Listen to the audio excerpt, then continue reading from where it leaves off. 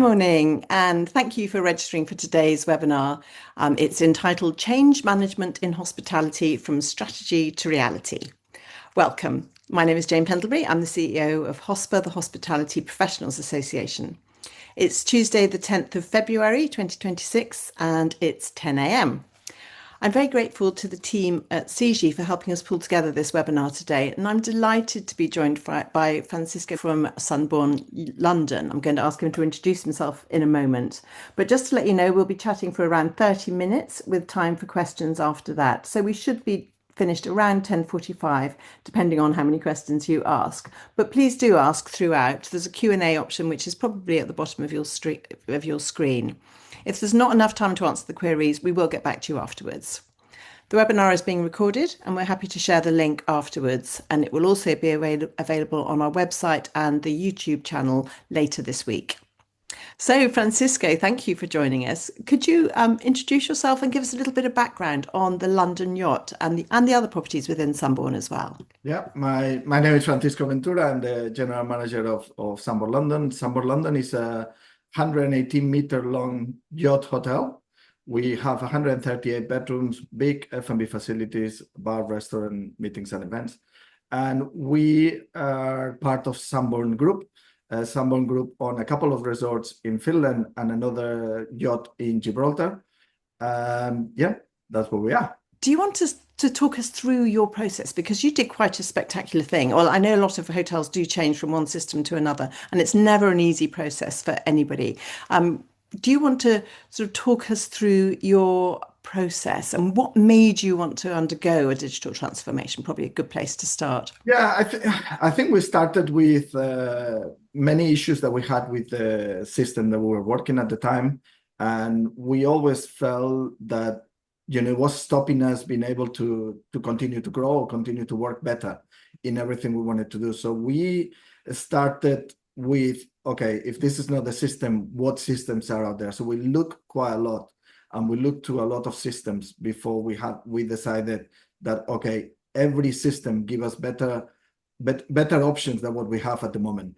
So we started from there. Once we got to the idea that the system that we work is not going to allow us to continue to grow, then we look at systems, we start comparing systems, which system did what and how.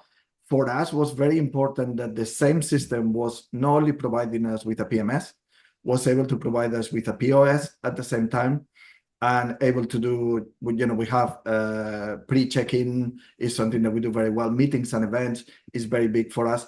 And a lot of the main systems that you will find couldn't do that. So at the end, we kind of, when we start making the choices, and we finished with Shiji, was the best system out there, but not only the best system, was the system that gave us the options we wanted, and the idea that the whole thing is their system. If something doesn't talk to another side of the system, is for them to fix. You couldn't be sent between two different suppliers and trying to find out who is going to fix it. So that was a big thing for us. Yes, that's often a big debate, isn't it? To have a one-shop stop, or to go to the best of breed. But I think from that support point of view and from the completeness, then that one system works well for many people, but especially for you. So I think that's true, and our experience told us that having 2 or 3 suppliers to do the same thing, it was awful, and it's always somebody else's fault. It's always something not to do with me, it's to do with, and that we wanted to make sure we never went through that problem again. Good. No, very wise, very wise.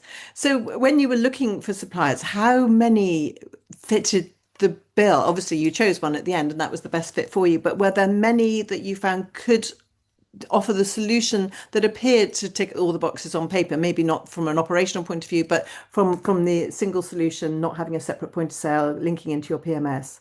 Yes, I think we started with 7 or 8, and obviously we started taking suppliers out until we finished with 3. The real look was between 3 different suppliers that were able to provide us everything we needed. And it took then having a better look at the systems in order to make sure that we understood how that was going to affect our training, our systems, and how was it going to make it to staff working for us. And that's what we chose, Shiji, at the end. Shiji. And how long did that process take? So from when you very first decided that you actually did have to change your systems through to whittling it down to three and then actually deciding on one, how long was that process? So the original, the original quest or search for a system, it started like, I think this system doesn't work for us. It started probably around July, August, what are we, 23? Sorry, 24. And it's only around November, December that we were really serious about it, and we were looking at different systems. We signed the contract, I think was January, end of January, and the system was implemented on the 27th of May. That's fairly rapid. You must have been working very hard over We're that. desperate to leave. Desperate for a new system.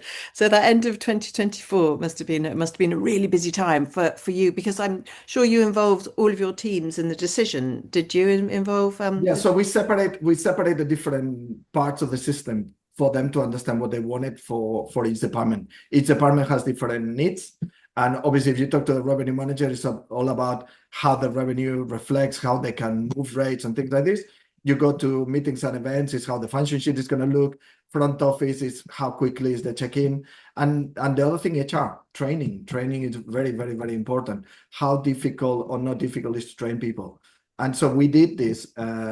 Once we were there, it kind of was easier to start saying, okay, this is the system that we want. Speed of check-in seems to be a common theme about people changing systems. So that must have been one of your key things, that you wanted a quicker check-in. You also obviously wanted your PMS and your point of sale and all the other, as many as possible, to be under the one roof from a supplier point of view.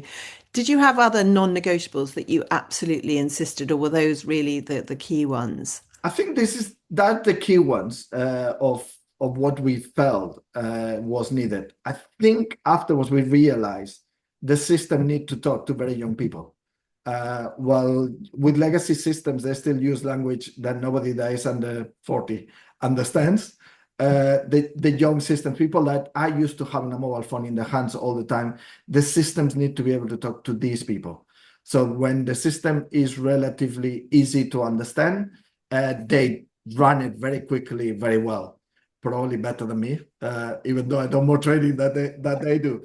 But in reality is set for them. It's for them to, who your new receptionists or your new reservations or your meetings and events people who are a lot younger, who are used to more technology. They need to have technology that works for them. And I think that's what we realize in the process. And actually, to tick the box for the front office staff, or the front desk, the guest customer facing guests staff, for them to like it, and then also for you and your accounts team and the people that are actually analysing the results and the reports afterwards. That's not always an easy to achieve, to get something that the operators actually really like using, and then the management who are doing the analytics behind the scenes also like it. But you feel you've achieved that. Yes, I think one of the things that you need to start with when you're changing a system, you need to stop operating how the old system used to operate. You need to do what is required for your business. Doesn't necessarily need to be the same way that you've done it for 10 years on an old system. So once you get rid, especially with people like me who are a bit older, who's been doing this on a particular system for a while, once we get the idea that actually by changing the way you operate, you're going to operate better, it fixes a lot of things. But you have to go through that reluctance of, I have always done it this way. Yeah. Yeah, that's fine. But we changing, we Yeah. get more modern, things are moving along. You need to move with it.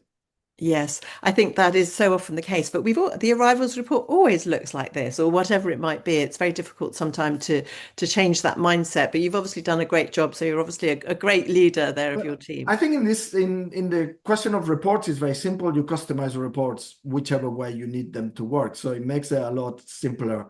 I want it like this. Okay, fine. You can as well set them up that they come to you and only to you if that's the report you want to see. You don't need to go to everybody.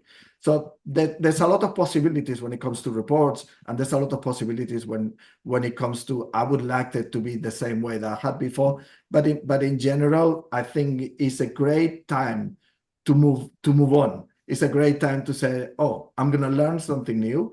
We're going to work differently and it's going to work better. For example, when it comes to online check-ins, getting a lot of people who, we do it with planes and we do it with almost everything else that we could.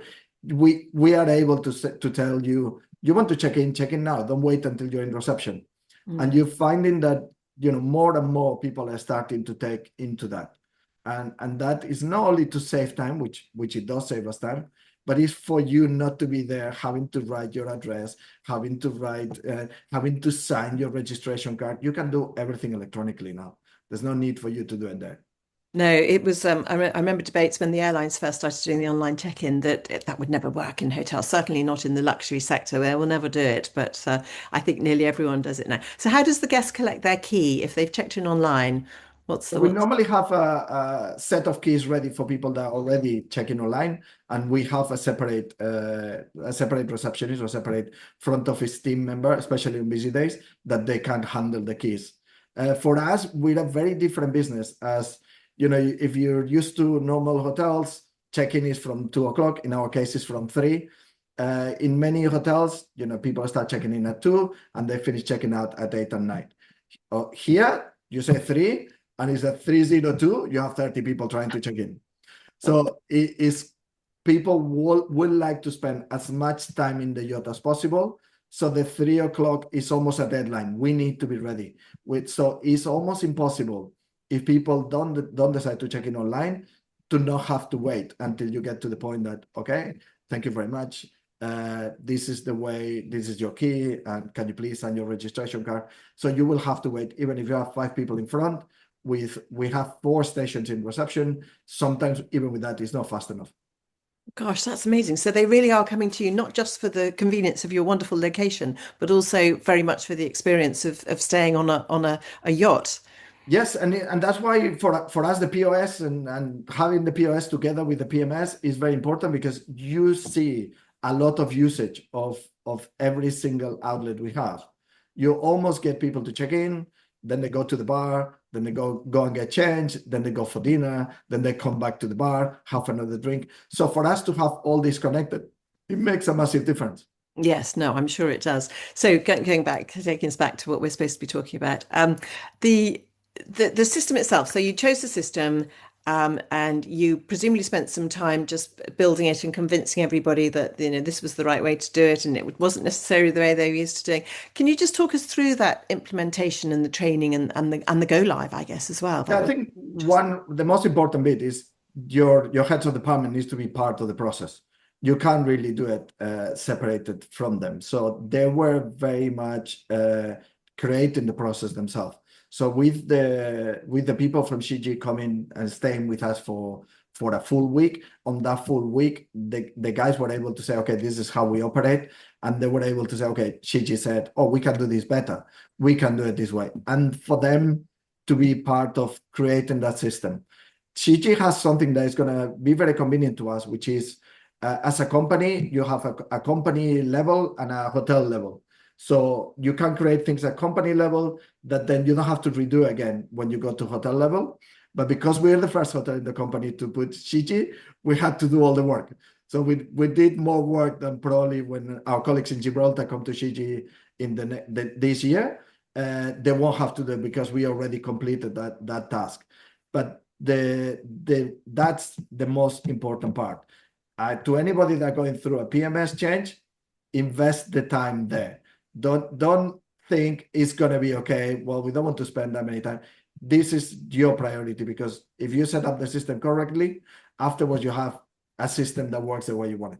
Yes, absolutely. Getting that framework in place. And I think, yes, my history years ago was selling PMS systems long, long time ago. And so true what you said, that you could do one hotel and it would be a roaring success. And then you'd go to the hotel that was almost exactly the same in every way, but it would not be a success. And it was always down to the buy-in of the staff. And secondly, having a leader, whoever that leader was. It didn't necessarily have to be the general manager. It could be anybody, but somebody who was actually leading that process and taking the team with them and ensuring that the delivery of the product was as best as it could be. And you've clearly done that and built the framework for the whole group, which I hope they thank you for in time. Well, let's hope. Let's hope. Once they start seeing how much work they're saving. But I think it's key that you have people with knowledge of the different departments to make sure the setup is done properly.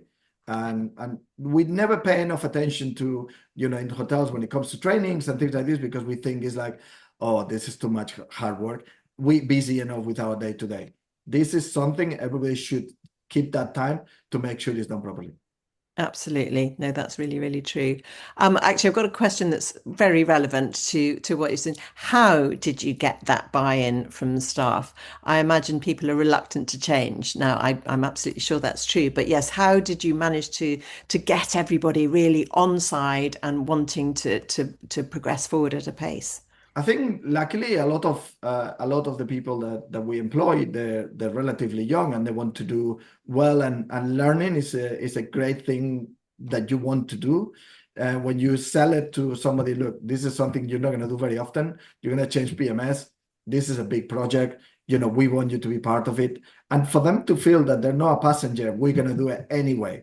They need their opinions and what they think they need is going to be very important. And when they start looking at the system and they already try to understand how the system is going to operate, how it's going to be their life a lot better, everybody buys it.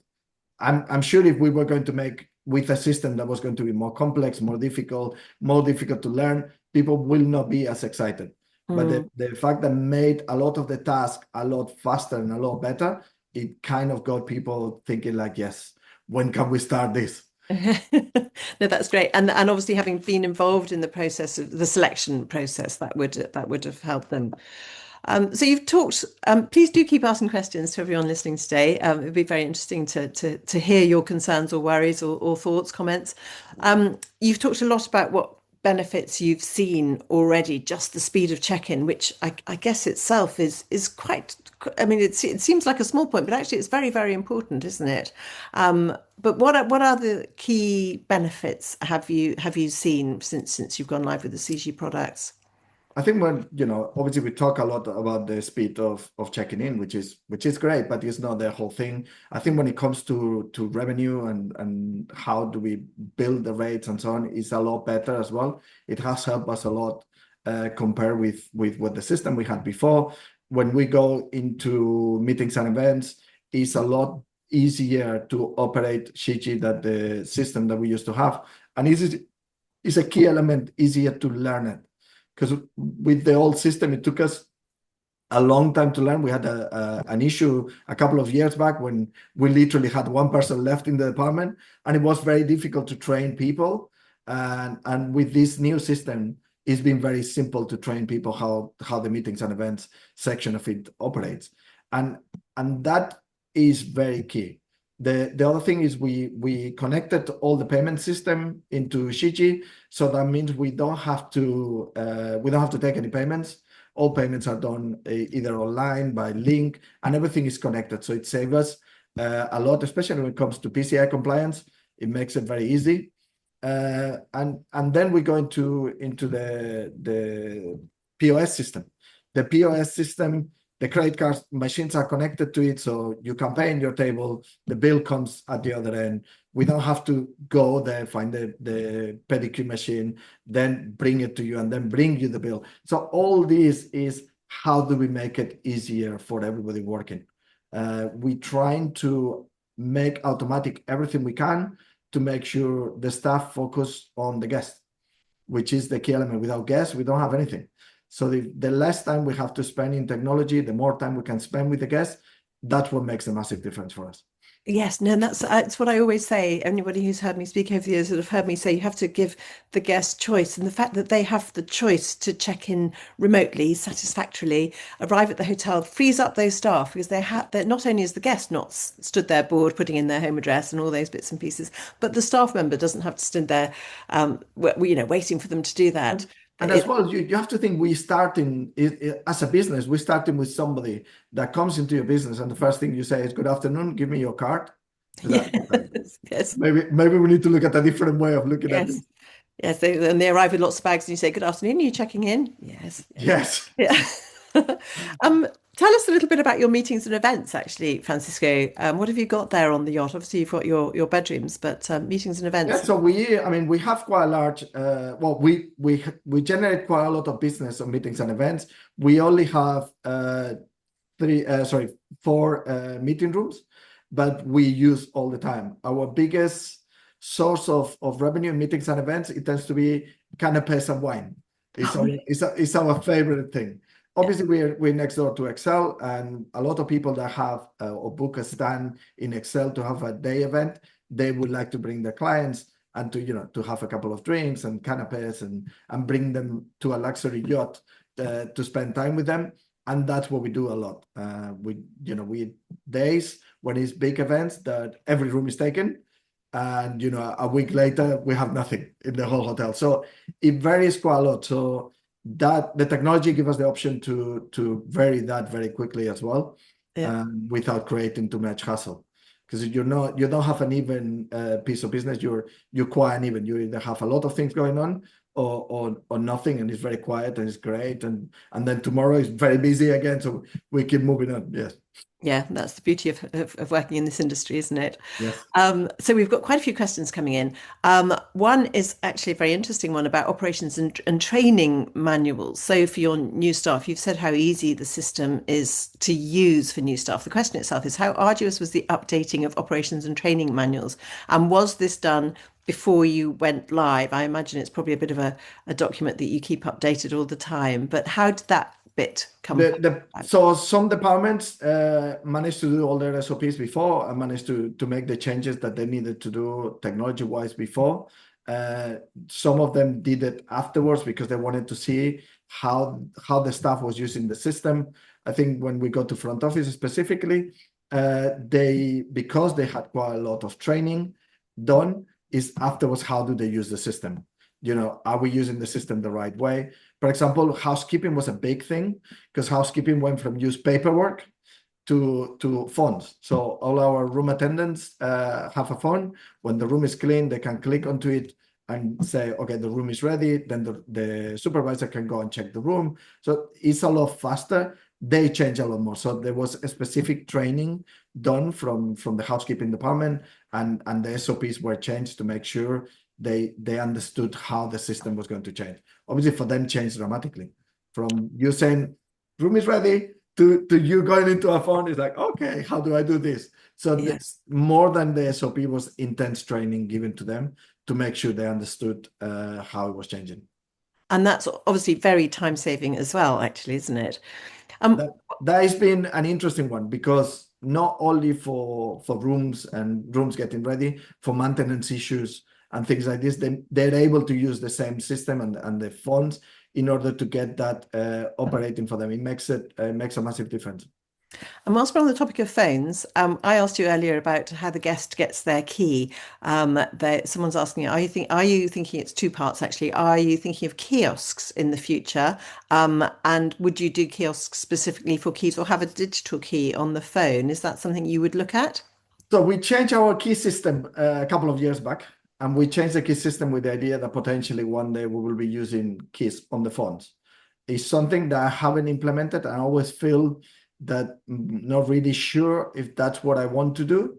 My idea is probably going to be two things you're going to get. You're going to get people who are, coming for business. They're going to be very busy and they want to have they don't want to interact with somebody, especially after a day in Excel. So they're going to come and we're either going to have the key ready or we're going to have the key sent to their phone. And we're going to have somebody that's going to come for a romantic evening. And I don't really want to have a kiosk. Yeah. at the end, if we get rid of front office or reception as a thing, will mean that somebody will sit with you, will give you a much better or much bigger service that they will give you now, sitting or standing behind a desk to help you with check-in. So you can find them very fast. I don't want to talk to anyone. No, I want the whole process. I want to that my wife is going to say, oh my God, where did you brought me? This is such a nice place. So finding that is probably where we're gonna finish. But I'm against kiosk. I think kiosk for us wouldn't work because it will kill the luxury feeling.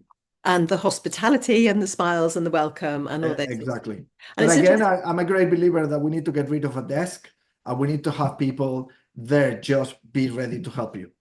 Yes. Yeah, absolutely. And that guest might be it might be the same guest who arrives one day and just wants to get to their room and will pick up their key and off as quickly as possible. They might come back the next day, or it might even be the next night if as you say, their husband or wife are joining them and they want that full experience to be told, which is the bar that they're going to get the best cocktail in, or whatever it might be. Yes, and if you're going from, let's say, from 100 check-ins to 40, you can provide that service to that 40.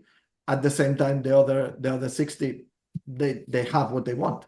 Yes, exactly. So we've got a question here about cost. I don't think we want to go into the detail of cost at all because everybody will be different. But PMSs are all similar costs. I think we're saving a bit of money, but it was never done because it's cheaper to get this system than to get that system. Okay. If your system is not operating, it doesn't matter how cheap it is, it's going to be very expensive. No, the actual question was how much did the cost of the systems you reviewed influence your eventual decision to go with Shiji? So I'm thinking cost wasn't really a big issue for you. It was not a big issue, but it wasn't deciding. What I said, if you buy a system that's not fit for purpose, it will cost you a lot more money. And at the end of the day, they were all, the last three were similar prices. We didn't, the decision wasn't made because it was cheaper than the other ones. No, that's good. I never think it's quite appropriate to talk too much about costs on these things because every situation is so different. You've mentioned a lot about how flexible the system is from your reporting point of view, and you can get a different report with the same information to somebody else who wants to see it differently and sent directly to you. The question here is how agile is your system now? So we have touched on that, but does it require a lot of time to customize it, to make changes to it? I'm thinking the answer is going to be that it's not. The reality is no. I think the original setup would have set up the majority of the reports that you require and you want. When you want to make changes now into reports, you go to reports, make the changes. You can say, okay, I want to receive it every day, and literally gets on. So it's very, very quick. Brilliant. Which brings us on nicely to the CG team themselves and your relationship with them now, post the sales process, post the decision, and post your very successful implementation.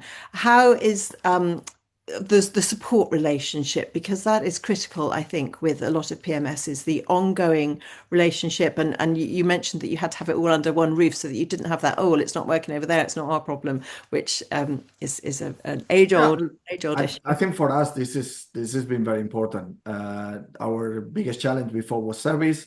We've been very lucky. I think Rebecca Green, who was our account manager, who helped us to at the beginning before we signed the contract, and afterwards was very good at explaining the system, what the system could do, and so on. And I think afterwards we had the guys that came from Barcelona were very good at helping us setting up the system properly. So to make sure, stopping somebody that is going the wrong direction and say, okay, what do you try to get out of this?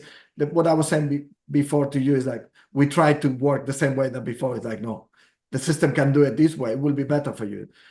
So they were very keen on that. And we didn't have, to be fair, many issues. But in any issue we had, and normally it's a question of knowledge. When you're having a new system, you're always bound to press a button you shouldn't have, or you are bound not to do something right. They've always been very quick at fixing it. They've always been very quick at finding the solution or helping us trying to understand what was wrong. And that's something that for us was a big difference. Yeah, no, that's really important. And the fact that you're still talking about the Rebecca who sold the system to you, she's obviously still a good contact for you going forwards as well. And that if in the very sounds like an unlikely scenario that you didn't get what you wanted from support, she would be there to sort them out and answer the question Yeah, look, for you. I'm normally quite straightforward talker. If I think something doesn't work, I will say something doesn't work. And I'm not naive enough to think that when you're going to change a PMS, it's going to be painless. It's not. And we change in the height of the business. We change on the 27th of May, when our busiest month of the year is June. So we knew was going to, but there was no more difficult that would have been, there was no big issues. There was no big things that we couldn't fix, and that is a big thing. And it was very important at the beginning to have a support when you need it, because as I said at the beginning, you don't understand the system enough, and you keep going asking for questions, and they were very quick at coming with answers, and that made a massive difference. Yeah, I think it's very true. There's no good time to change a system, and I can imagine some people might have said, "Oh, don't do it then, just before your busiest time." But perhaps that was the best time because it was almost like diving into the deep end, and you just had to get on and do it. So We didn't have a space long enough that we felt, okay, we're gonna have these weeks free. It's gonna be quieter. Let's do it then. We didn't have it, so we had to do it. yeah, though obviously that's the only way you can, and I'm a big believer in just get on with it. Don't wait for a good time. Otherwise you're Never going a good to time. never. Yeah, there's no good time. There's no good time. What have you got any advice for other people that are kind of maybe either already in the process of reviewing their whole system stack, or whether they are just dreading the thought of even starting? Are there any sort of wise words you've got for your counterparts in the industry? I think it's starting with the idea that changing a PMS is not a painless it's not a painless thing that you're gonna do. It's always gonna be difficult. The PMS is the brain of your business, so you need to be aware that it's gonna be difficult to do it. Getting to the point that you understand that it's gonna be difficult to do it, you still want to do it, is choose the right supplier, choose the supplier that works for you, and then train people. Spend the money, make sure they all train, because if you don't do the training, you're going to regret it afterwards. Spend the money on setting up the system properly, or spend the hours setting up the system properly, because you will then regret it afterwards. Yeah. Now, when we're sitting, as I said, we changed on the 27th of May. We're not even a year on. I can't remember the system we had before. It's literally, I don't get issues about the system. I don't get complaints about the system. I don't get emails telling me, well, this doesn't work in the system. What do we do? So it's been something that I wish we'd done before. Mm.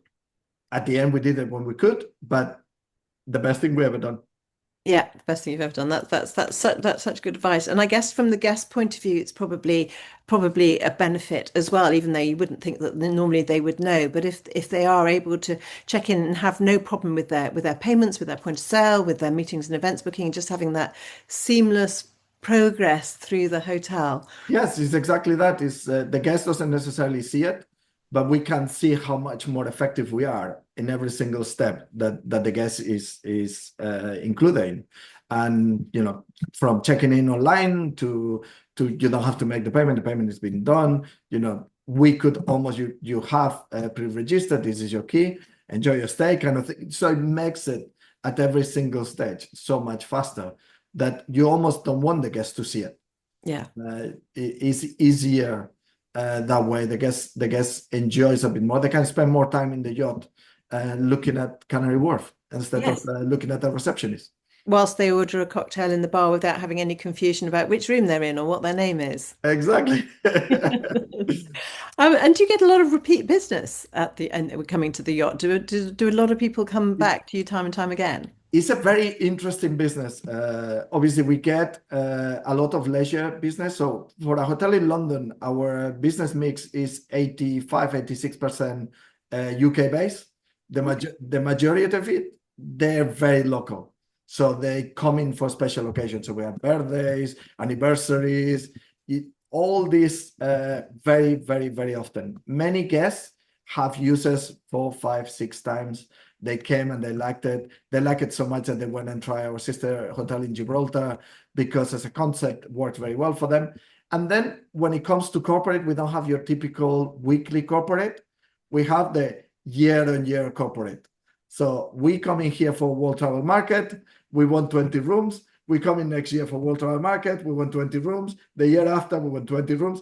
And that's what you tend to get. So you do get regulars, not the way that you would expect in a normal corporate hotel. We don't. We have very little corporate the way you see in Central London, for example. Mm. Well, I'm sure that's a lot to do with your location as well, being so close to Excel. It's a different level. Yeah, our biggest client will be Excel. I mean, if Excel was booking all the rooms, they will be the biggest client, but they don't book them. So the groups coming for different events, they're the ones they normally book. They book their own ones. And I love the fact that you get a lot of local clients as well, local guests, because I remember years ago, many years ago, working for a conference booking agency, people say, oh, we just want something a little different. And it was so difficult to find something a little different, whereas you really are ticking that box, very different to any other hotel in London, really, aren't you? When we were open after COVID, and I remember it was the 4th of July, and we finally opened. The hotels in the area, they were doing 3 check-ins, 4 check-ins. We did 110. And literally, when we looked statistics at the end of that year, we were 97% UK based. Gosh, yeah, fantastic. And it's scary. It's like, how? But yeah, during that summer, you remember, nobody could travel anywhere. We used to have people coming one night, like if they were in the Côte d'Azur. It's like that felt like a holiday, but you couldn't fly anywhere, but at least you could come here and spend a night in a yacht. That's very good. Looking over the water. What's better than that? No, really. Exactly. Please do keep your questions coming in. We have one here, which is going back to what we were just talking about your repeat guests. And the question is, how do you handle that personalization of experience for repeat guests? Well, I think migration of the systems is always painful, especially that your old system don't particularly like to help you with migration, as you can imagine. And we managed to migrate the majority of the data that we required. So we continue to keep, we have the information that allow us to keep personalized profiles for guests. But at the same time, as I said, because we don't tend to get a week-on-week corporate clients, you tend to get year on year. We have all the information. We have the information in the business. We have the people that they've been here for a long time, and they are the key element to the business more than what's in the profile.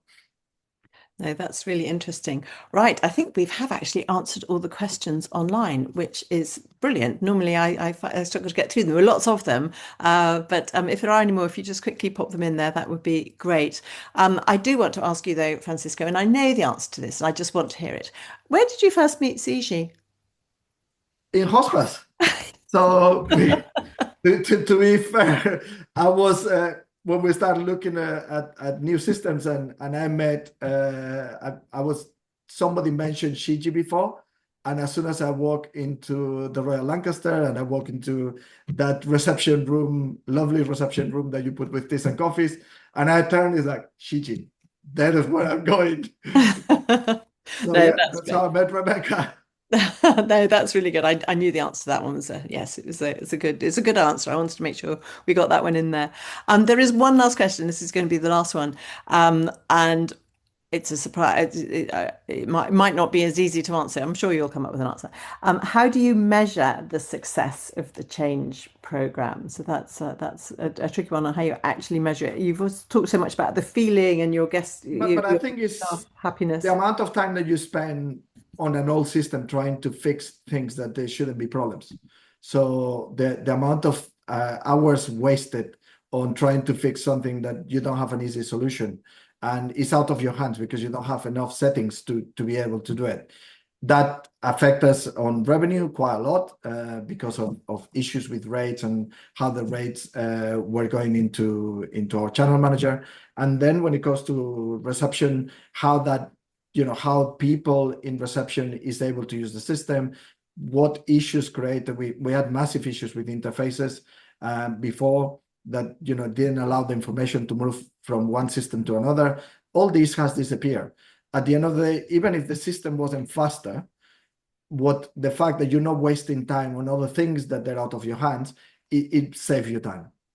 Absolutely. And you've mentioned the staff being happy to use the system. I was at a hotel investment valuation event a couple of weeks ago, and the investor and the bankers were all saying you can have the best property in the world, but if the staff aren't operating it well and it's not a success, then you're not going to get the best price for it. And it's all about the staff. So if you're keeping your staff happy by giving them a system that's working effectively for them at every level, from the person at the coalface at the check-in to your room attendants, right through to your accounts office and head office reporting, then that's a fantastic achievement. Francisco, thank you so much for taking this time out of your, I know, busy days. Every day's a busy day, and for a hotelier.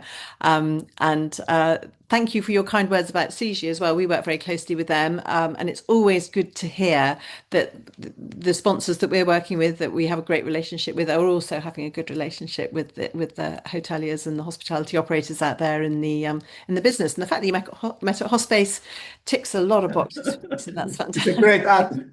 Yeah, no, that's really good news.